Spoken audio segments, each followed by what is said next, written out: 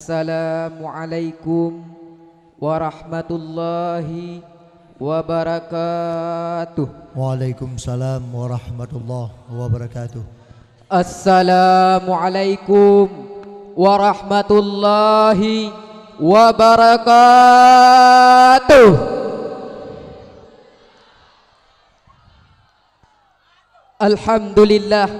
Alhamdulillahi rabbil alamin. Wal akibatu lil muttaqin fala udwana illa 'alal zalimin. Wassalatu wassalamu ala asrafil anbiya'i wal mursalin nabiyyina wa habibina Muhammadin arsalahullahu rahmatul lil alamin wa ala alihi azwajihi tahirati ummahatil mu'minin wa ala alihi tayyibina wa ashabihil ghural mayamin wa man tabi'ahum bi ihsani ila yaumiddin. Asyhadu an la ilaha illallah wa asyhadu anna Muhammadan abduhu wa rasuluhu la nabiyya ba'dah. Faqala Allah ta'ala fil Qur'anil Karim, a'udzu billahi minasy syaithanir rajim.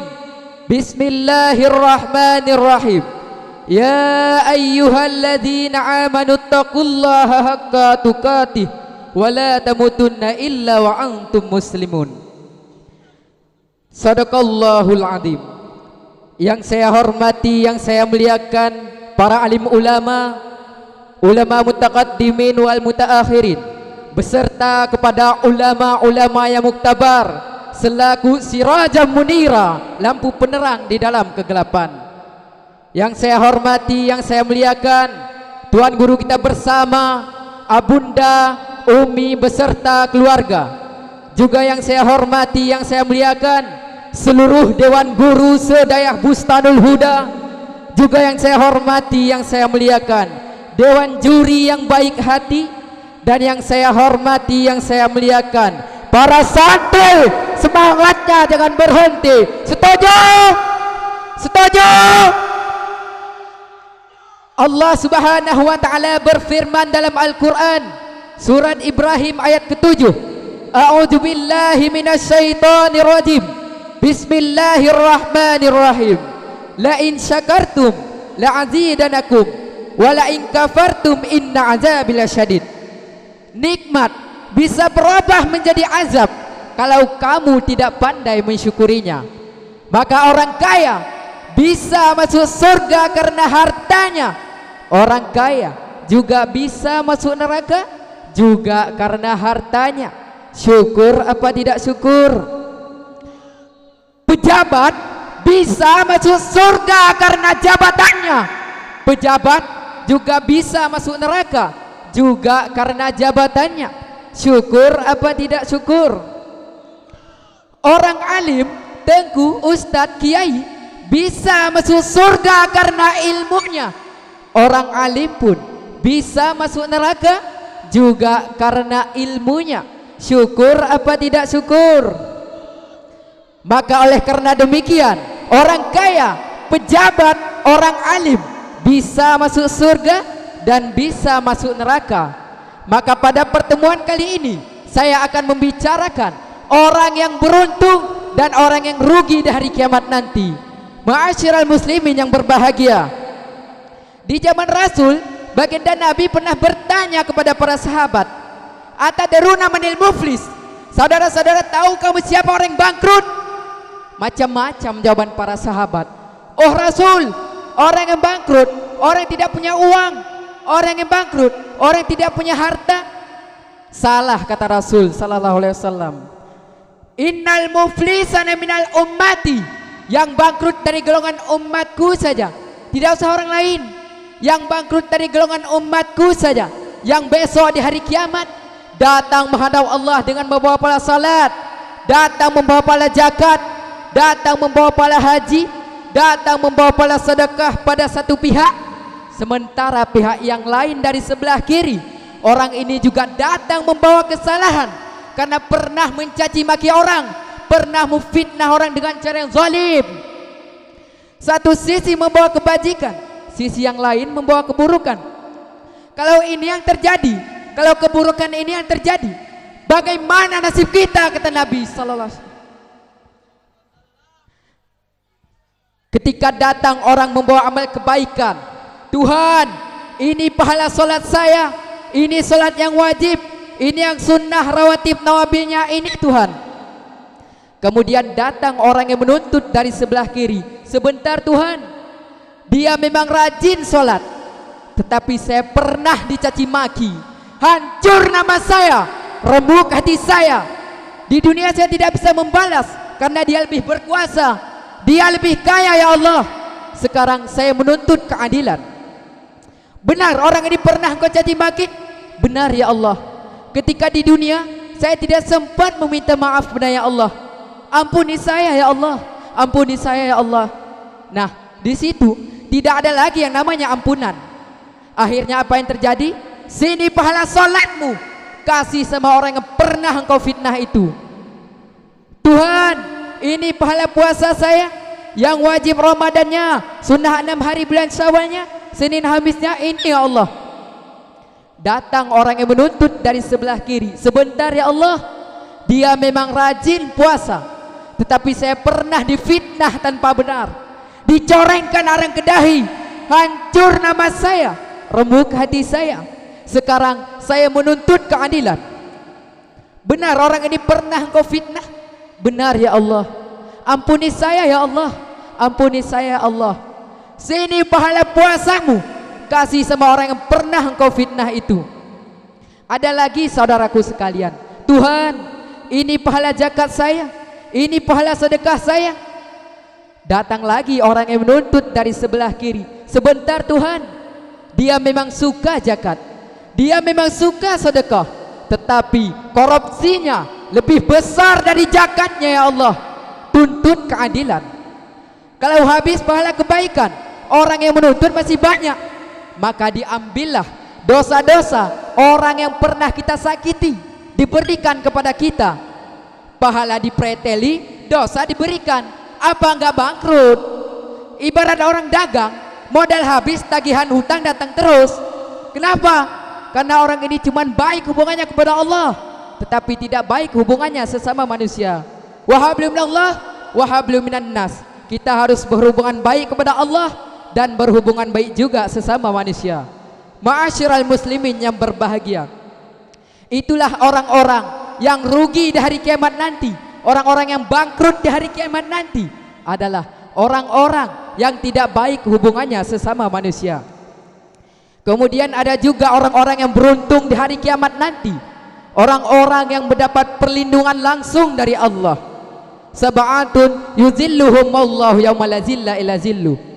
7 macam manusia, orang yang akan langsung mendapatkan perlindungan Allah pada hari yang memang tiada lagi perlindungan selain perlindungan Allah Subhanahu wa taala.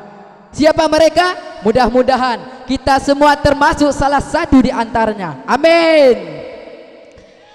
Pertama, orang yang akan langsung mendapatkan perlindungan Allah, imamun adil, pemimpin yang adil, pemimpin yang melindungi orang banyak. Maka wajar di akhirat nanti beliaulah yang akan dinaungi dan dilindungi juga oleh Allah Subhanahu wa taala. Kemudian yang kedua, orang yang akan langsung mendapatkan perlindungan Allah, sabbun nasa fi ibadatillah, anak muda yang tekun beribadah kepada Allah. Kenapa dikatakan anak muda? Karena anak muda darahnya masih mengalir dengan panas, di dalam hatinya masih berjuta-juta keinginan, nafsunya masih tinggi. Maka apabila anak muda rajin ibadah, dia bisa melawan nafsunya untuk beribadah kepada Allah, maka kelak di yaumil kiamah dia akan mendapat perlindungan langsung dari Allah. Mudah-mudahan kita semua termasuk anak muda yang tekun beribadah kepada Allah. Amin. Kemudian yang ketiga, orang yang akan langsung mendapatkan perlindungan Allah, rajulun qalbuhu mu'allakum bil masajid, seseorang yang mencintai masjid, yang hatinya terpaut kepada masjid. Dimanapun dia berada, hatinya tetap ke masjid, ingin selalu sholat berjamaah di masjid. Maka orang yang hatinya terpaut kepada masjid, nanti di yaumil kiamah dia akan mendapat perlindungan langsung dari Allah. Kemudian yang keempat, orang yang akan langsung mendapatkan perlindungan Allah, rajulani tahabba billahi jatama alaihi wa tarfaka alayya. Dua orang yang bersaudara bertemu karena Allah, berpisah pun juga karena Allah. Artinya apa? Ketika berjumpa dia bersalam-salaman, ketika pergi juga bersalam-salaman. Maka oleh karena demikian, saya menganjurkan kepada seluruh hadirin, dimanapun kita berjumpa, maka jangan lupa bersalam-salaman, supaya kita semua bisa mendapat perlindungan langsung dari Allah Subhanahu wa ta'ala. Kemudian yang kelima, orang yang akan langsung mendapatkan perlindungan Allah, rajulun tasaddaqu bi sadaqatin fa'ahkaha hatta takala musibaluhu matul fi yaumin. Seseorang yang bersedekah lalu ia sembunyikan sedekahnya, artinya beliau bersedekah dengan ikhlas. Dan yang keenam, orang yang akan langsung mendapatkan perlindungan Allah, rajulun zakarallaha haliyan fakadat ainahu matul fi yaumin. Seseorang yang mengingat Allah dalam kesunyian, berlinang air mata dalam kesunyian, zikir kepada Allah, salat malam, salat tahajud, maka kelak di yaumil kiamah dia akan mendapat perlindungan langsung dari Allah. Seseorang yang mengingat Allah dalam kesunyian, berlinang air mata dalam kesunyian. Kemudian yang ketujuh, orang yang akan langsung mendapatkan perlindungan Allah, rajulun da'athu imra'atin zatimin wa zamalin illa nafsiha faqala inni ahatullah rabbal alamin.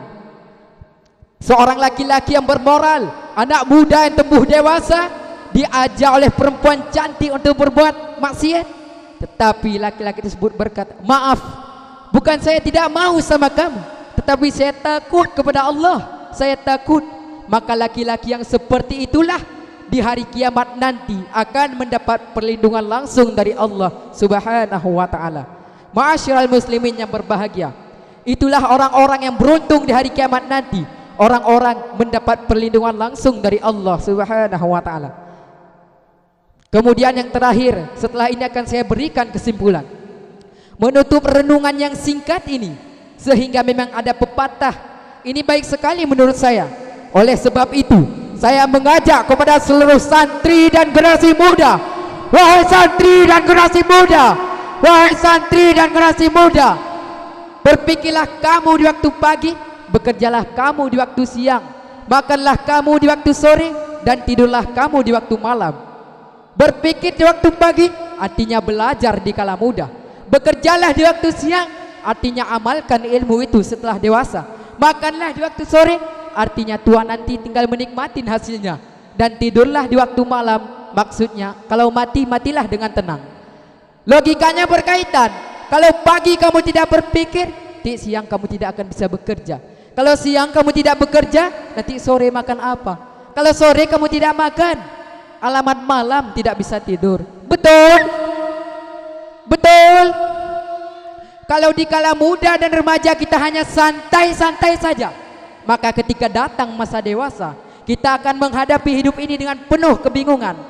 Kalau di masa dewasa kita menghadapi hidup ini dengan penuh kebingungan, alamat tua terlonta-lonta, kita tidak bisa mati dengan tenang, meninggalkan alam yang fana ini.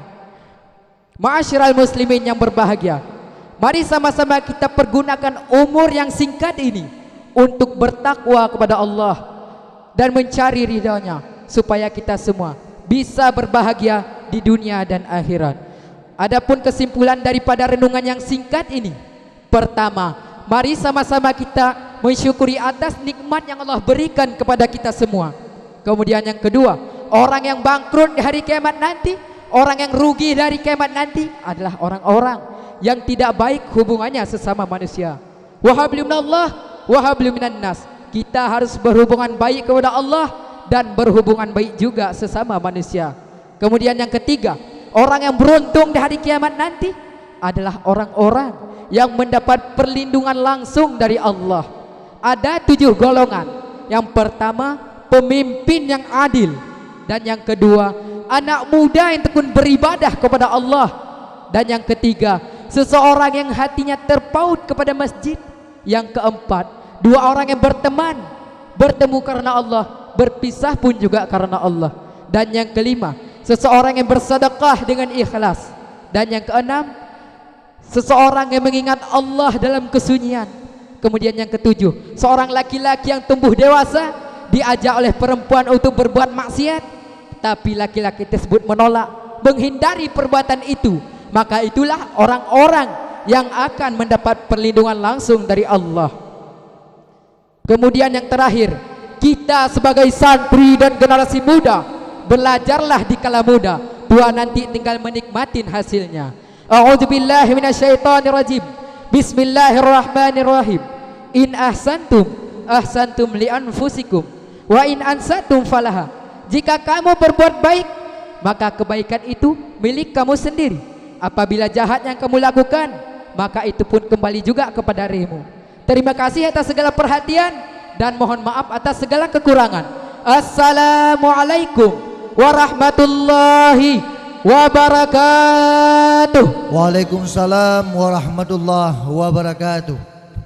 Yang barusan tampil bernama Tunku Ijal, berasal